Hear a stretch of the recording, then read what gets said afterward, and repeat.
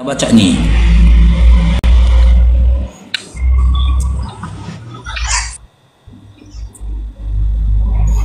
Bentar ya. Iya bang, iya bang.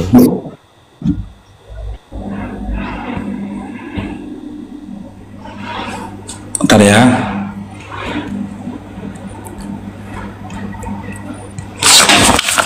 Bentar, Pak, ya kalian ngetik di sini.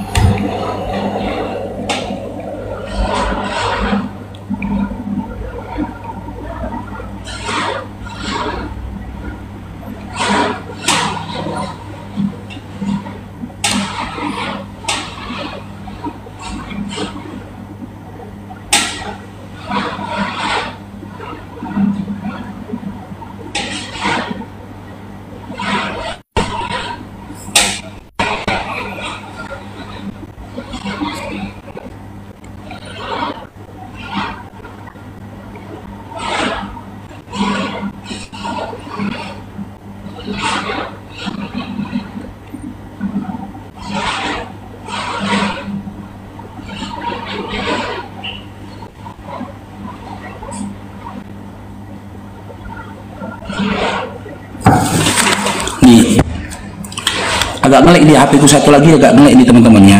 Nih, panjang ini ya. Paulus tidak memintakan diri ini. 2 Korintus 11, kita mulai dari nomor 10. Ini nomor 10. Nih, apa kata Paulus? Demi kebenaran Kristus di dalam diriku.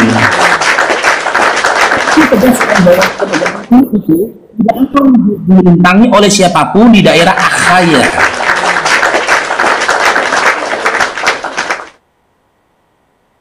Ya, di dalam ya setelah kita kaji tadi di dalam Matius 24 nomor 34 5 sampai 5, orang yang penyesat itu, si penyesat itu yang mengklaim dirinya adalah Mesias ataupun Kristus.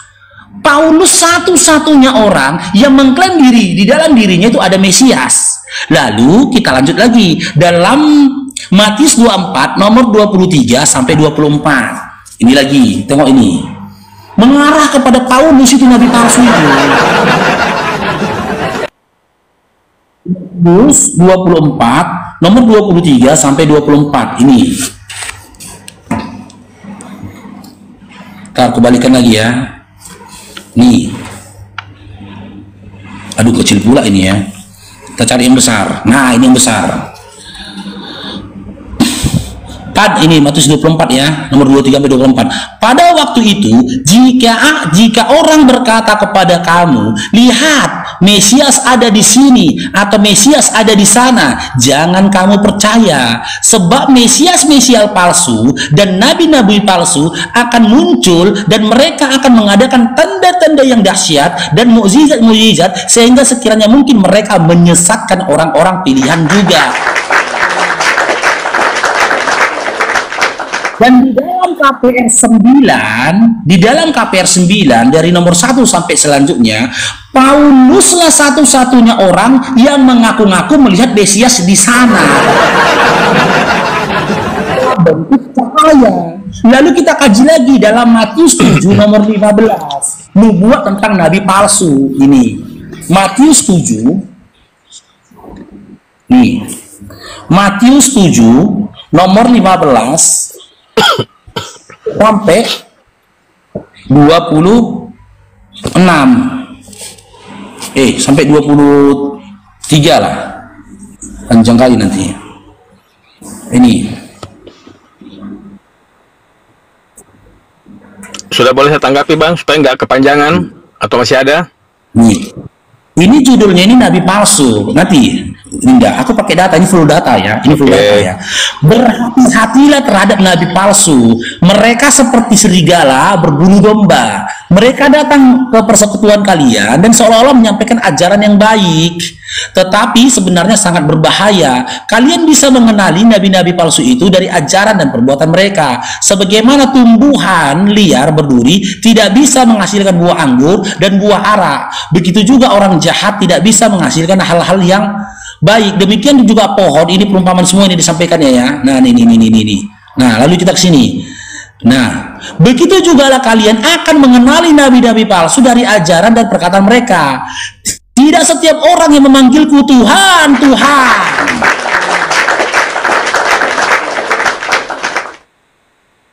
penguasaku akan menjadi kerajaan Allah, tetapi yang akan menjadi warga kerajaan Allah adalah setiap orang yang melakukan kehendak dari Bapakku. Di nomor 21. Pada hari pengadilan banyak orang akan berkata kepadaku, Tuhan penguasaku, kami sudah bernubuat demi namamu, kami juga mengusir setan dengan namamu, dan banyak orang akan berkata kepadaku, Tuhan penguasaku, kami sudah bernubuat di namamu.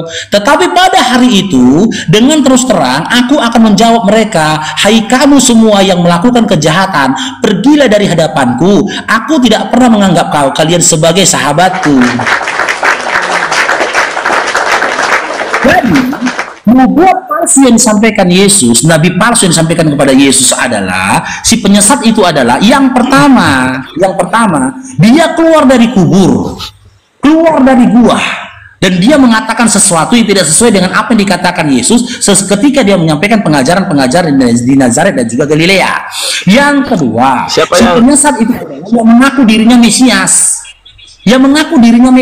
Dan Paulus dalam 2 Korintus 11 nomor 10 mengakui dalam dirinya ada Mesias. Yang ketiga, si penyesat itu adalah orang-orang yang bermukjizat dengan nama Yesus, memanggil Yesus Tuhan, bernubuat dengan nama Yesus. Dari semua tanda-tanda itu, ya, itu mengarah ke siapa? Mengarah kepada Paulus. Nabi kami, Nabi Muhammad SAW tidak pernah bernubuat dengan nama Yesus. Tapi Paulus ada hawa nafsu nggak? Nama Yesus. Paulusnya ada hawa nafsu nggak, Bang? Selalu menggunakan nama Yesus untuk melancarkan aksinya. Sebentar, Bang, sebentar.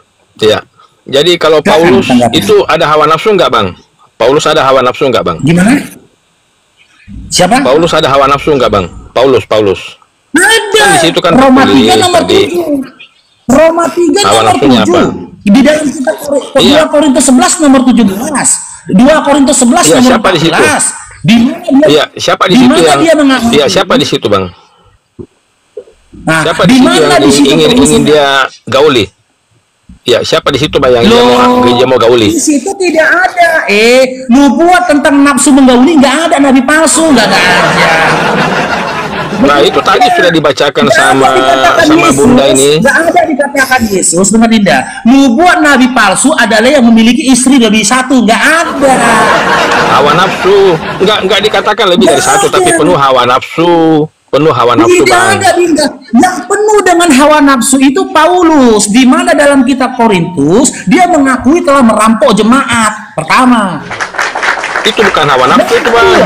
Di dalam kitab Roma 3 nomor 7, dia juga penuh dengan hawa nafsu, di mana dia membenarkan setiap dusta yang dia lakukan dengan dalih untuk kebesaran Tuhan. Jadi, Bang, yang dimaksud memberikan nubuat, nabi palsu itu yang memiliki istri lebih dari satu. Nggak ada, Dinda. Sebentar, Bang.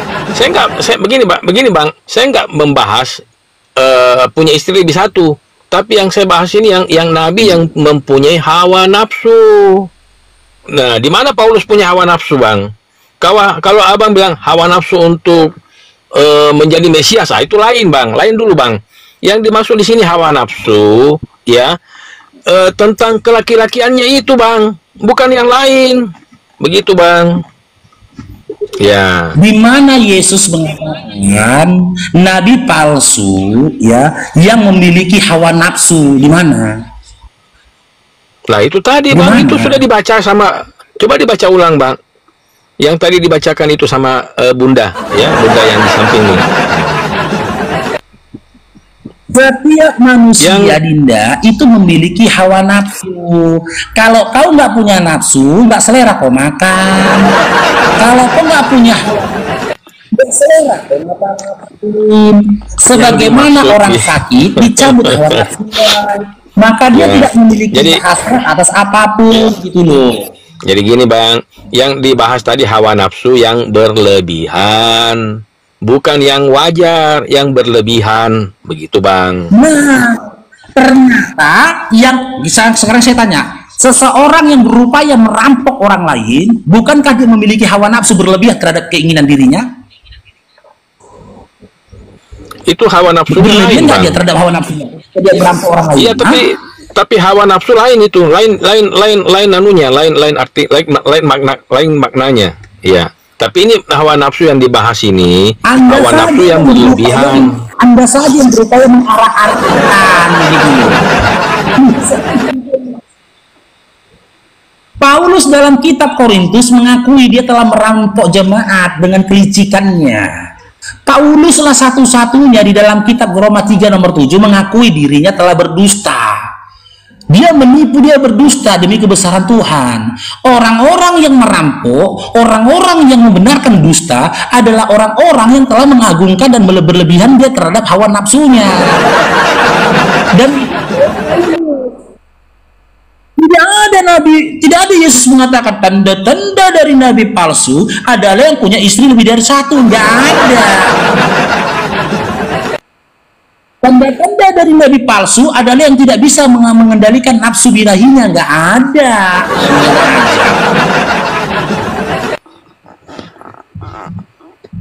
Nah, sekarang begini Bang ya. Nabi itu ya bernubuat. Ya. Nah sekarang Muhammad nubuatannya apa, Bang?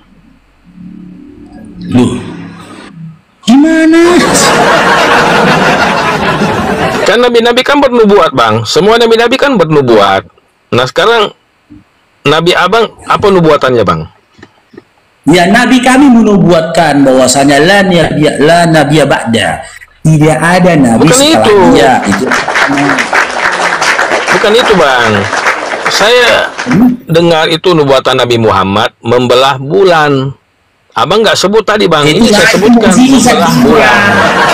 Nah, jadi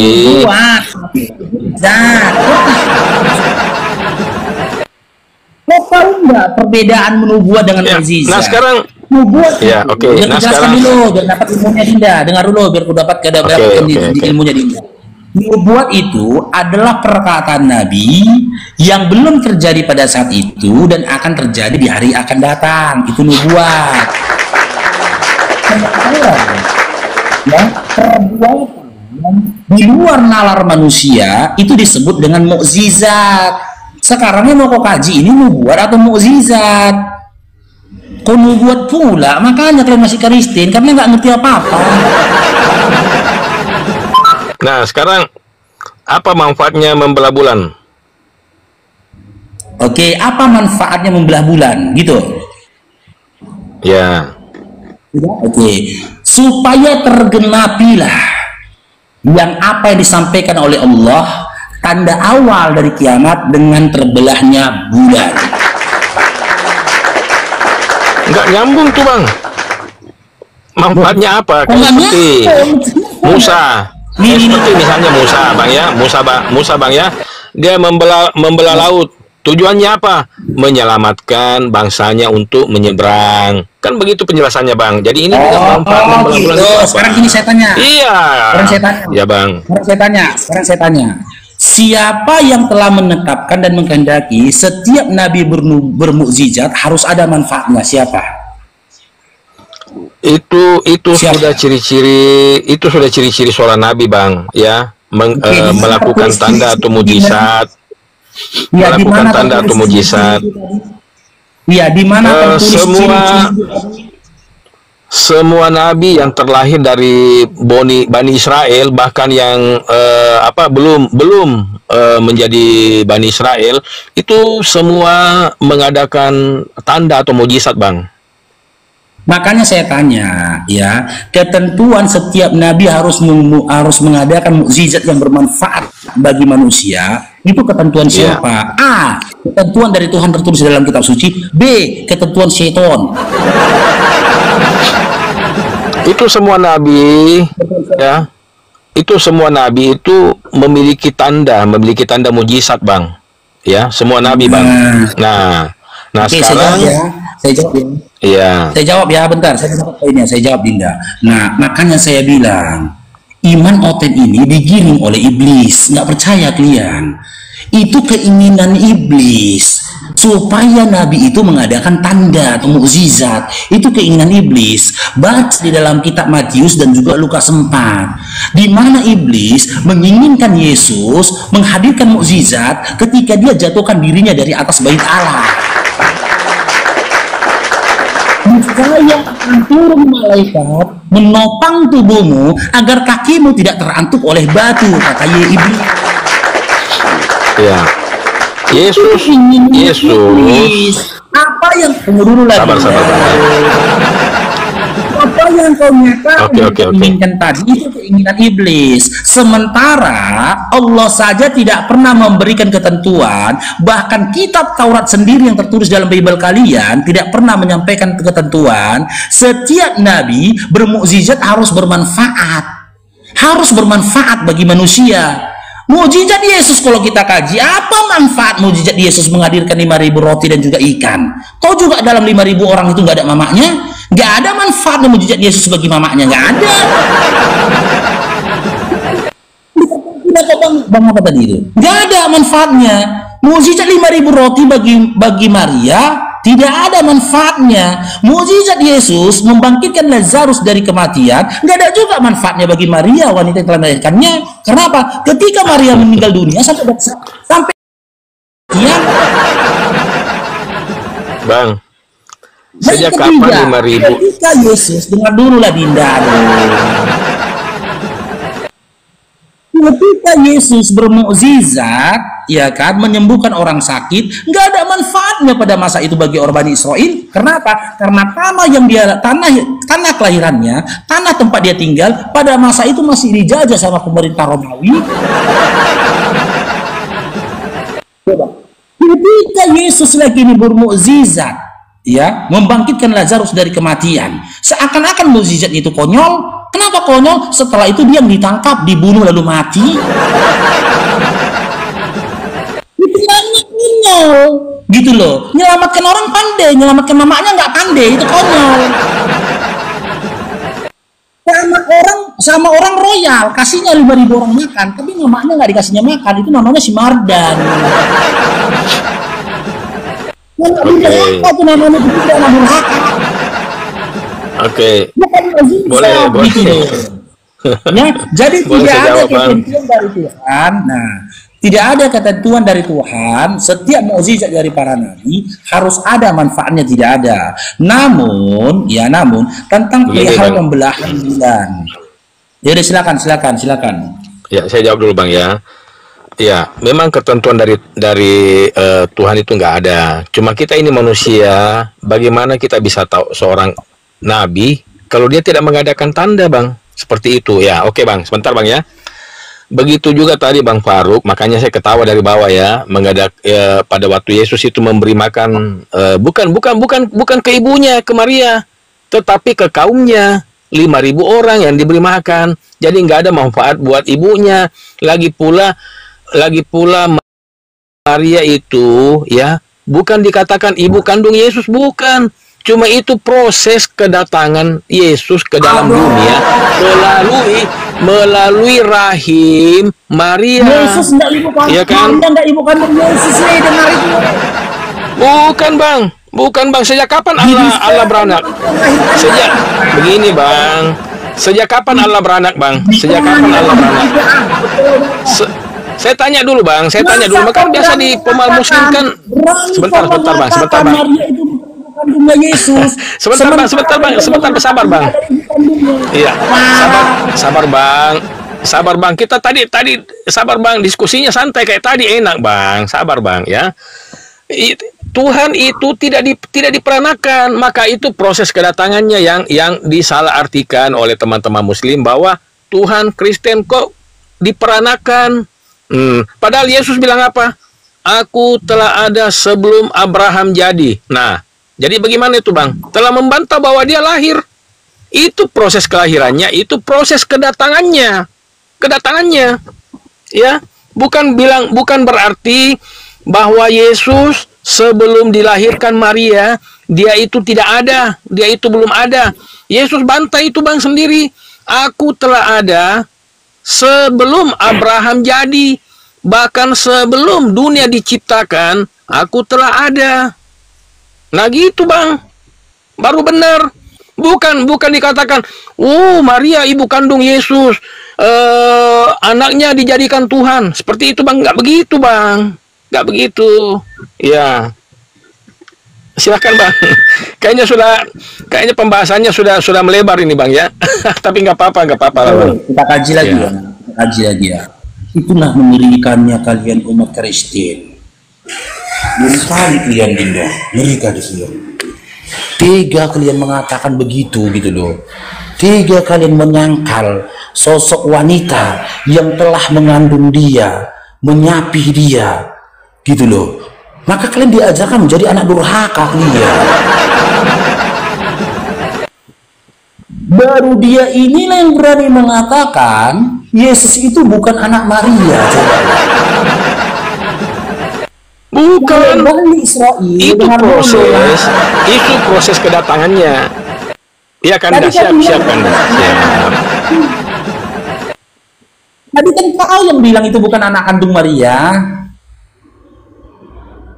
Dinda kan itu proses kedatangannya bang. Proses kedatangannya bang. Iya. Bukan anak kandungnya kan, kau bilang tadi kan? Iya, dikandung oleh Roh Kudus. Makanya baca dulu bang. Iya. Disampaikan oleh malaikat Jibril. Itu proses kedatangannya bang. Itu proses kedatangannya bang. Yesus itu anak kandung Maria bukan? Sudah saya katakan bang, itu proses kedatangannya. Makanya begini bang, kedatangan Yesus itu disampaikan. Ya sebentar bang, disampaikan kepada malaikat Jibril bahwa sesungguhnya engkau akan mengandung anak yang kau kandung itu dari Roh Kudus, Iya begitu bang. Di dalam Al-Quran juga mengatakan ya bahwa sesungguhnya Isa putra Maryam itu adalah utusan Allah, Roh Allah dan kalimatnya. Nah, itu bagaimana bang? Kalimatnya. Jadi Isa itu mengandung kalimatullah. Mengandung kalimatullah. Kau kasih aku kesempatan bicara, kau udah lari meledak. Oh ya siap. Siap, saya takut lupa bang, jadi saya kasih selesaikan begitu bang. Saya tanya lagi ke kamu, Yesus ini anak kandung Maria bukan?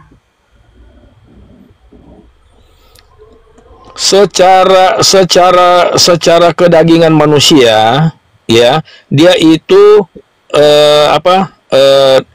kemanusiaannya itu 100% dan keilahiannya juga 100%. Seperti begitu mungkin penjelasannya bang. Karena dia tidak ada dari hubungan laki-laki dan perempuan, tidak ada seperti begitu bang. Saya nggak tanya proses, yang saya tanyakan Yesus ini anak kandung Maria bukan?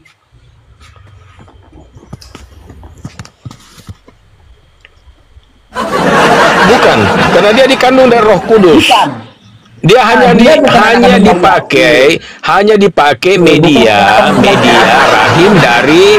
dipakai media rahim dari Maria. Kalau memang secara makna yang sebenarnya bahwa Yesus itu manusia, ya kami salah menyembah Tuhan seperti itu. Cuma karena dia itu dikandung dari Roh Kudus, ya. Kalau dalam Muslim dikatakan kalimatullah, ya. Ya, itu yang menjelaskan bahwa Yesus itu bukan manusia seutuhnya yang seperti yang teman-teman Muslim tafsirkan seperti itu. Ini proses kedatangannya yang Elohim itu menjadi manusia supaya dia bisa datang ke dalam dunia, menjadi sama dengan kita. Begitu bang. Nah, oke. Jadi gini teman-teman ya. Itulah luar biasanya iman Kristen ini, terkhusus Dinda ini. Dia berupaya gitu loh, mematikan akalnya dan meniadakan Bible-nya. Dia membenarkan kesesatannya. Dia nggak pernah baca gitu loh. dalam Lukas 11 nomor 27 sampai 28 saja, Yesus nggak membantah ketika dia dikatakan telah disusui oleh ibunya. Ini datanya, Dinda. Berikan kalian. Berarti Maria waktu itu keguguran, teman-teman, hilang anaknya. Ketika Yesus masih berbicara, berserulah seorang perempuan dari antara orang banyak dan berkata kepadanya, "Berbahagialah ibu yang telah mengandung engkau dan susu yang telah menyusui engkau." Tetapi ia berkata, "Berbahagialah ia karena ia mendengarkan firman." Iya. Yesus tidak berkata, nggak ada di bilang Yesus, Maria itu bukan ibu kandungku. Tapi datang orang 2000 tahun kemudian ngaku-ngaku ikut Yesus, tapi ya ditirikannya mamanya Yesus ini. Jadi begini, Bang. Itu bukan anak kandung Yesus.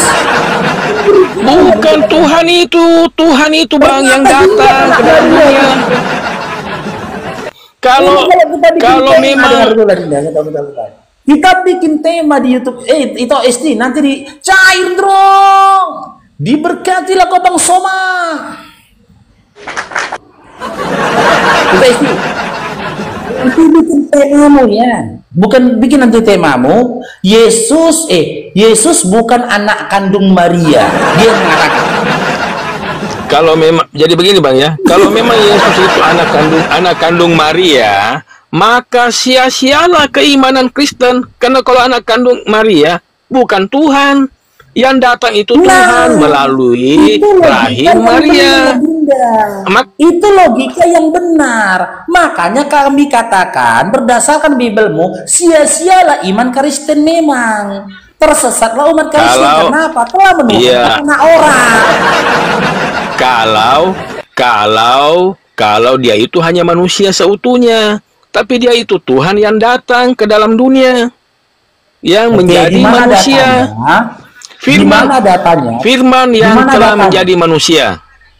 Nggak yang saya tanyakan, Dinda, di mana datanya dikabarkan kepada Maria Tuhan akan turun ke dunia jadi manusia? Di mana datanya?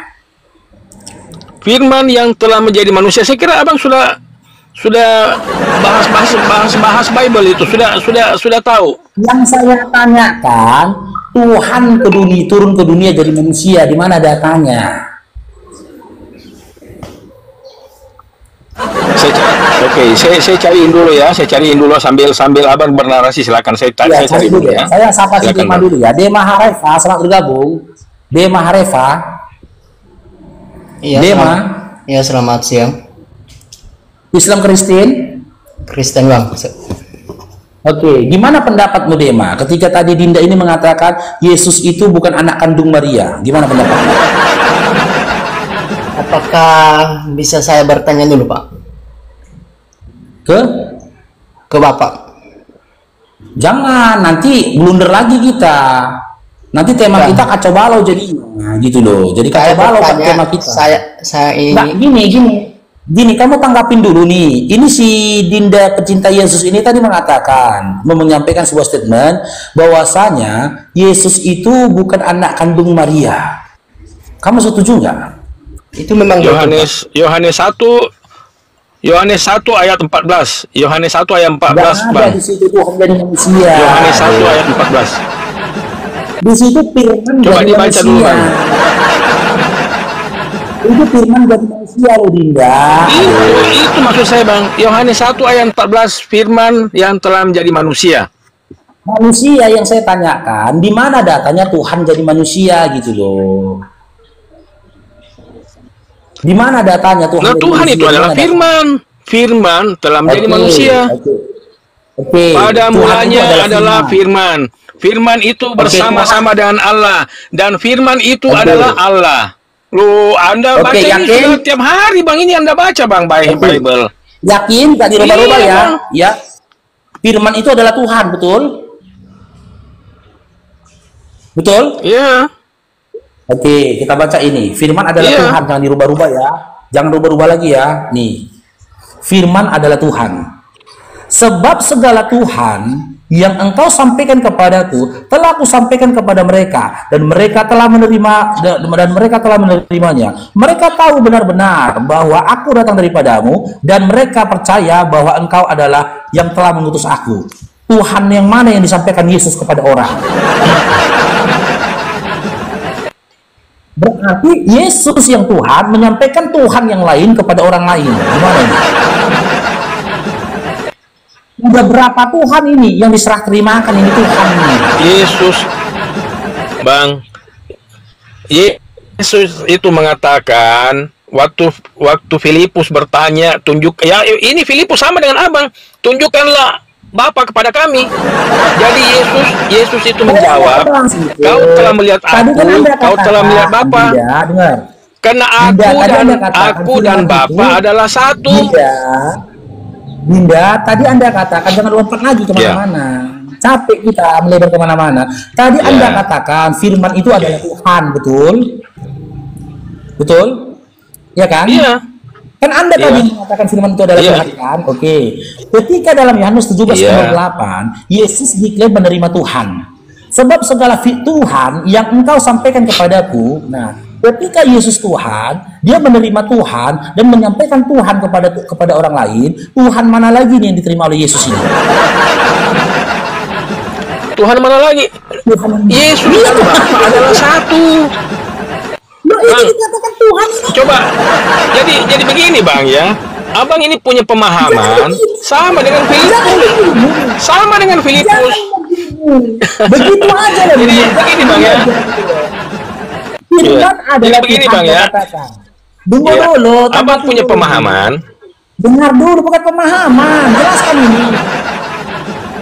Ketika Yesus mengatakan, sebab segala Tuhan yang engkau sampaikan kepadaku. Yesus kan kau katakan tadi Tuhan, 100% manusia, 100% Tuhan. Nah, ternyata selain 100% Tuhannya Yesus, 100% Tuhan dalam diri Yesus, ada Tuhan lain. Ya kan gitu. Di mana Tuhan lain itu diterima oleh Yesus. Yesus menerima Tuhan. Yesus yang Tuhan menerima Tuhan dan menyampaikan Tuhan itu kepada yang lain. Maka muncul pertanyaan, Tuhan yang mana yang diterima oleh Yesus ini? Silakan. Ya Bapa dan aku adalah satu, itu kata Yesus. Bapa dan aku adalah satu. Bapaknya itu.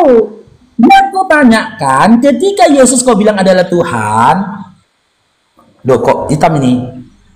Ada apa ini? Ya pusing kepalaku dengar ini Bang. abang taruh ini kayak Filipus. Kayak Filipus, dia sudah melihat Yesus, malah dia bertanya, tunjukkanlah Bapa kepada kami. Jadi Yesus sudah menjelaskan Bang ya. Yesus sudah menjelaskan, kau telah melihat aku, kau telah melihat Bapa. Aku dan Bapa adalah satu. Begitu Bang. Jadi gini teman-teman, ciri-ciri dari orang yang sudah kehabisan argumentasi seperti dia ini. Dia melebar lagi kemana-mana. Dia yang mengatakan firman itu adalah Tuhan. Ku kasih data sama dia, Yohanes 17:8, di mana di situ dikatakan Yesus menerima firman. Cindrong, berarti di situ Yesus menerima Tuhan. Sebab segala Tuhan yang kau sampaikan kepadaku. Nah, ketika Yesus adalah Tuhan, ternyata dia juga menerima Tuhan yang lain dalam Yohanes 17:8. Tuhan yang mana ini yang diterima sama Yesus? Tuhan yang mana? Ya, jadi begini Bang. Saya ini bukan kehabisan data. Coba abang tanya sama gini bang. Coba abang tanya sama ini kawan saya yang di samping nih Bang. Sama abang ini apa Batak ya, coba abang tanya apakah cocok seperti itu Bang, coba silakan Batak ya, jelaskan dulu sama si abangku ini, abang Faruk ya, coba bang Batak ini ya, coba silakan. Udah nggak sanggup lagi deh teman-teman. Jadi begitulah risikonya teman-teman Kristen ya, ketika anak orang kalian paksakan jadi Tuhan, berserak. Ini orang kalian paksa jadi Tuhan akan berserak. Bahasa Prancisnya mengatakan menseret. Itu bahasa Prancisnya. Anak manusia yang lahir melalui rahim, kalian paksa jadi Tuhan pencipta langit dan bumi. Kalau kalian memahami itu dan berupaya menjelaskan itu, kalian akan menguatkan bahasa Prancis. yaitu menseret. Itu bahasa Prancis itu menseret. Kalau abang, jadi begini bang ya, abang kan sudah akui kan bahwa Bible abang akui ya, kecuali abang menolak Yesus ya. Tapi perkataan Yesus, ya kita kembali lagi ke tadi bang ya. Kita kembali lagi ke tadi bang ya. Jangan kembali lagi, jawab dulu. Ketika Yesus menerima Tuhan dan sementara dalam imanmu dia adalah Tuhan, Tuhan yang mana yang diterima Yesus ini? Tidak ada Tuhan lain selain Bapa. Tidak ada Tuhan lain selain Bapa. Berarti Yohanes 17 nomor 8 bohong. Saya tidak berkata bohong. Tapi yang dimaksud situ adalah Bapa.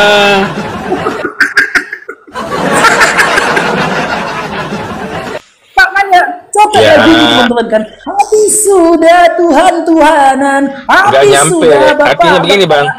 Punya anak namanya rohan. Nggak nyampe logika abang itu bang. Nggak nyampe memang logika abang. Iya, jangan abang nggak tahu. Jangan dulu kamu. Bahwa abang nggak tahu. Jangan dulu kamu bahwa Bapak itu ya Yohanes 3 ayat 16 itu karena begitu besar kasih Allah akan dunia ini sehingga ia mengaruniakan anaknya yang tunggal yaitu Yesus Tuhan kita agar semua orang memperoleh hidup yang kekal. Nah, iya, saya tanyakan ketika ada Yesus pernyataan Bapa di situ. Iya, jangan, aku nggak mau lagi melebar kemana-mana. Nah, udah. Ketika Yesus dalam Yohanes 17 nomor 8 mengklaim dirinya menerima Tuhan, Tuhan yang mana lagi yang diterima oleh Yesus?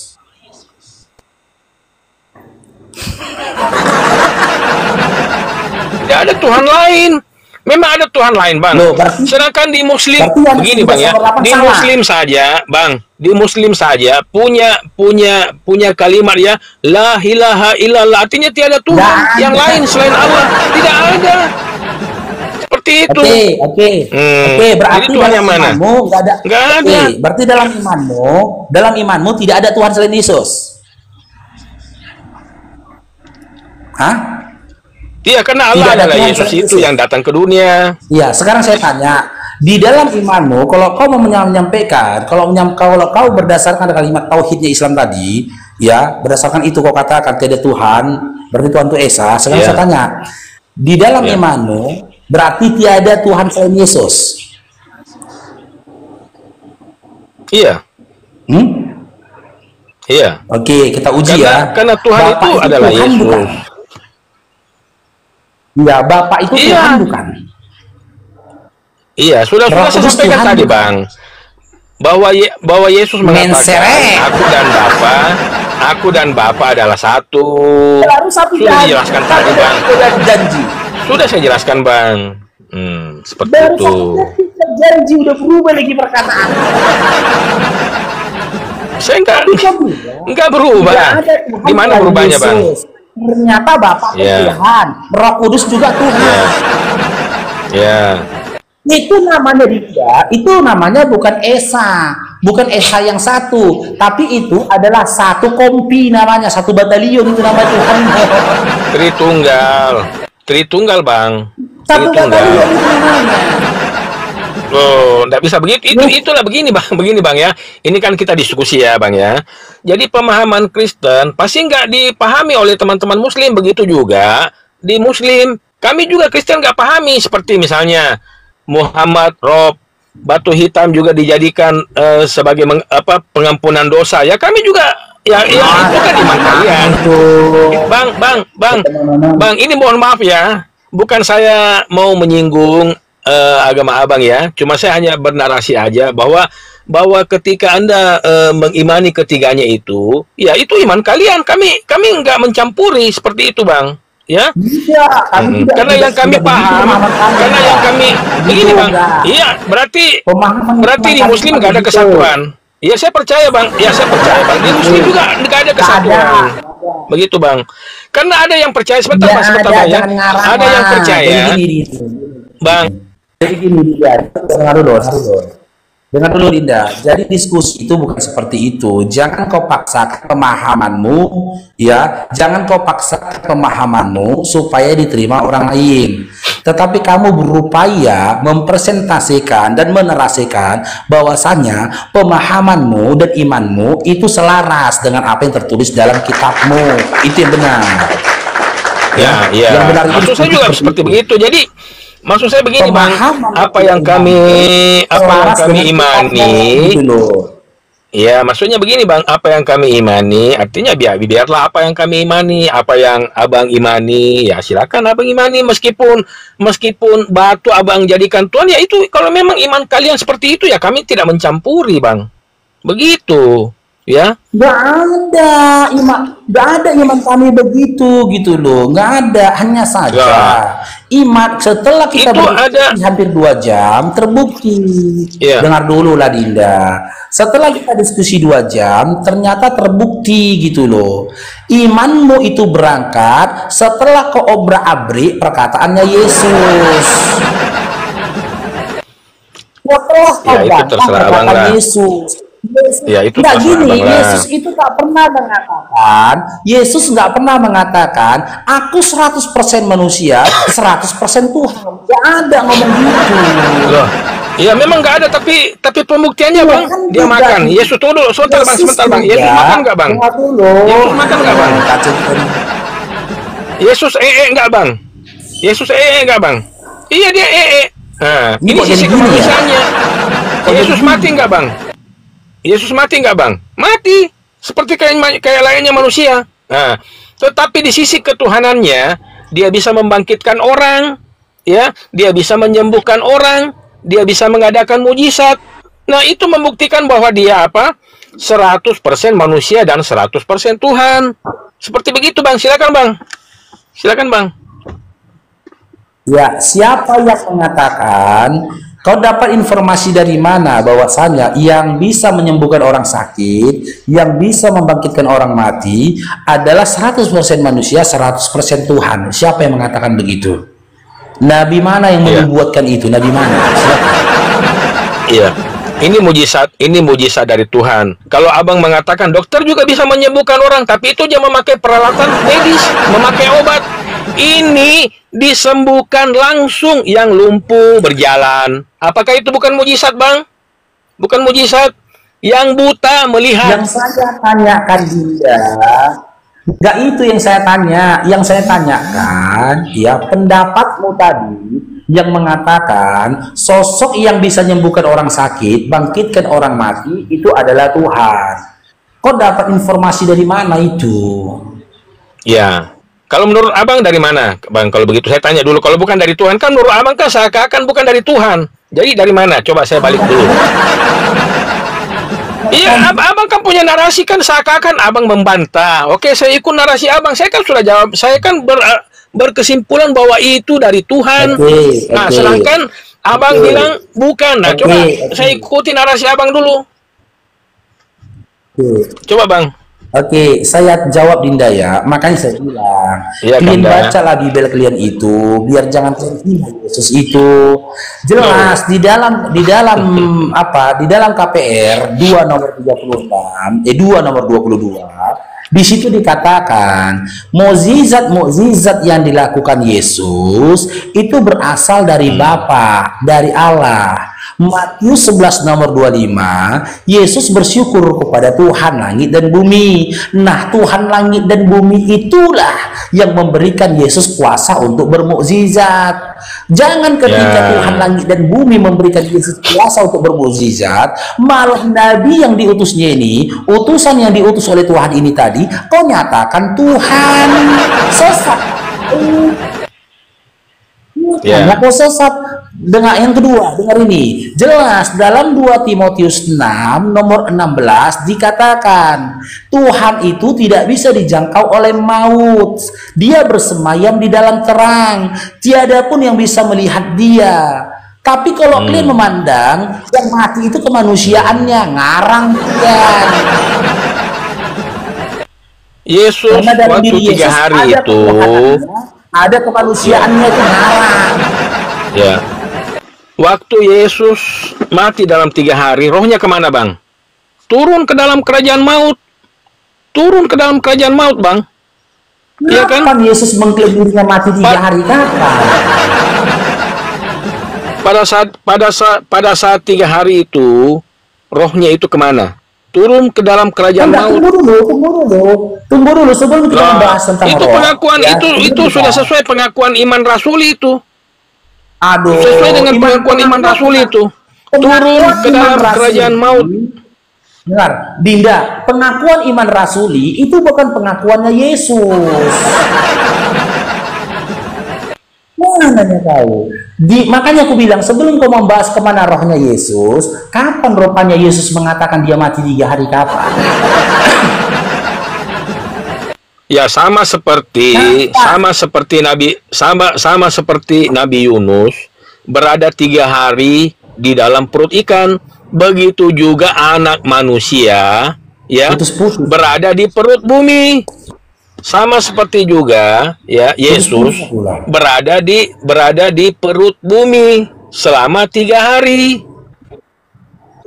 Begitu, Bang, penjelasannya. Halo? Halo? Cek. Halo? Bang Paro, bagus. Halo? Normal. Aman. Enggak. Iya putus-putus kan? Iya. Enggak, Aku aman. dengarnya siapa ini? Berarti Aku barangkali yang putus-putus ya. Enggak, aman. Aman. Bang Batak lanjut juga diskusi dengan Bang Faruk ya. Biar Aku biar perempuan bisa ini loh, ya. Bang. Oh, Aku perempuan. Oh, perempuan. Oh, ya. Sorry. Padahal aku udah open cam lu dari tadi. Oh iya, sorry Dinda. Iya. Siap Dinda. Lanjut Bapak.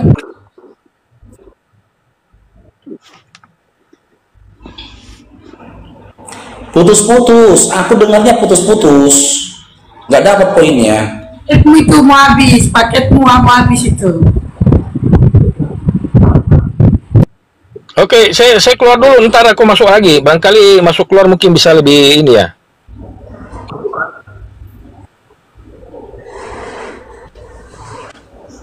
Paru, awas rungkat.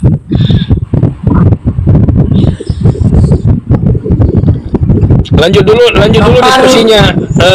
Lanjut dulu diskusinya ya Dinda ya. Iya. Sama Kanda Faruk ya. Ya.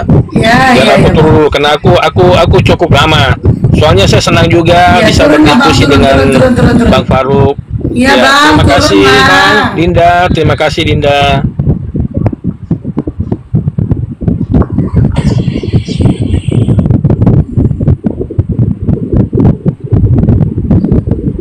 Mana ini?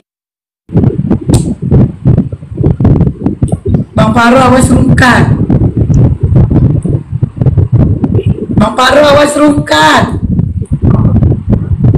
Mau habis paket deh nih. Masih ada. Cek ada suaraku kok. Ada. Cek. Ada, aman. Cek. Aman, Bang Faru, aman.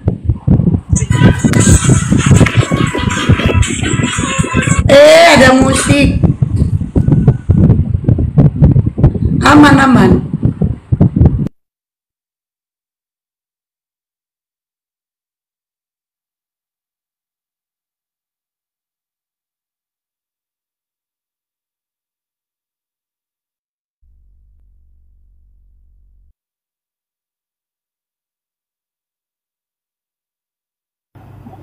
Cek. Halo, aman. Masih ada paketmu. Jadi kok bisa gitu? Masih ada 5 giga lagi. Masih ada 5 giga lagi loh. Kok bisa gitu ya? Akun satu lagi nggak bisa. Kok turun satu itu, taruh satu.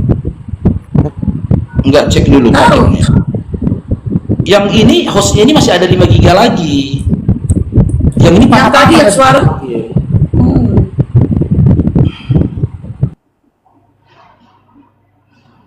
Ntar kita cek ya.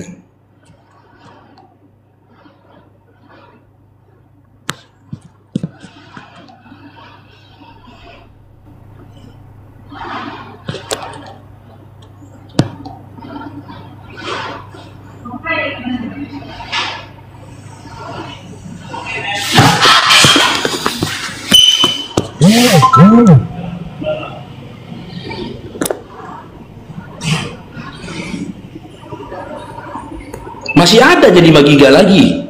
Kok nggak bisa ya?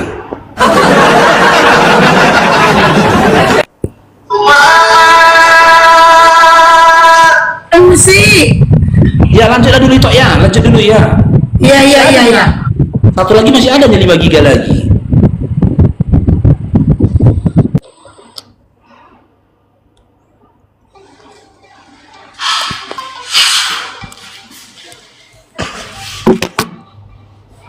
Bang Faro noise. Bang Faro noise.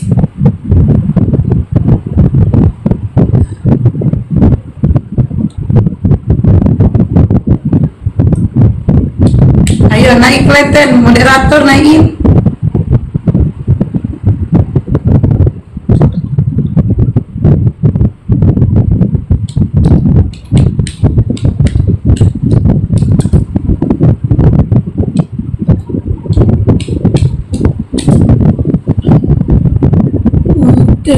Mana nih?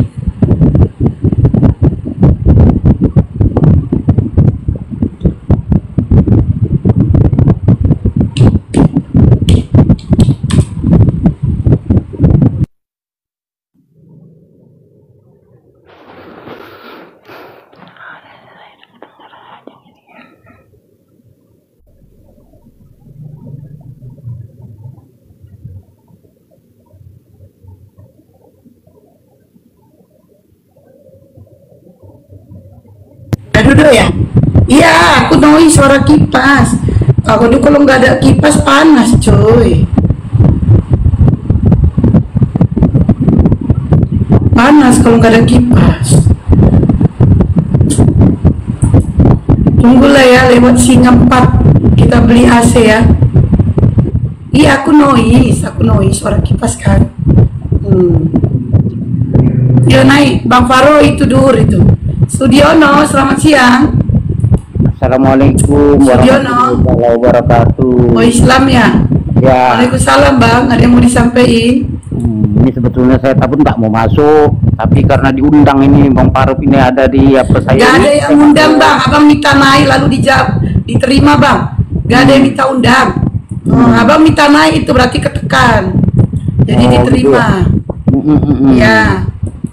Cuma ada yang mau disampaikan? Ya kalau mau disampaikan pun ya lawannya pun ada pun susah juga apa yang mau disampaikan nih. Astagfirullahaladzim. Abang kan Islam. Ya, jadi kalau abang menyampaikan misalnya salam-salam itu Bang. Kalau abang nunggu oten namanya bukan ada penyampaian tapi diskusi. Karena abang Islam, makanya ditanya apa yang mau disampaikan. Mungkin mau bilang salam kenal Bang Faro, itu kan penyampaian. Tapi kalau kata bilang nggak ada oten, apa yang mau disampaikan? Kalau abang nunggu oten berarti diskusi, abangku.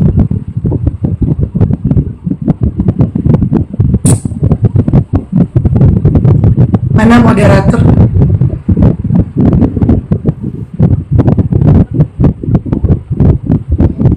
Oke. Lekpri, wala kena ini langsung ke YouTube-nya. Suara ibu aja. Singa Jantan, selamat siang. Selamat siang. Kristen Islam. Kristen sejati. Oh, Kristen sejati. Jadi kok ganti nama menjadi Singa Jantan ya? Tadinya Singa Yehuda kan? Iya.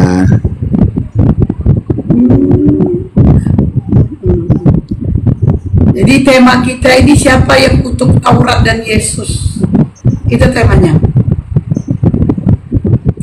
Bun berisik, mohon maaf ya kalau kalian gak bisa ini ya. Kalau mau diiniin aku yang mute. Kalau aku mute siapa yang ngomong? Mini. Siapa kutuk Taurat dan Yesus. Apa ini artinya?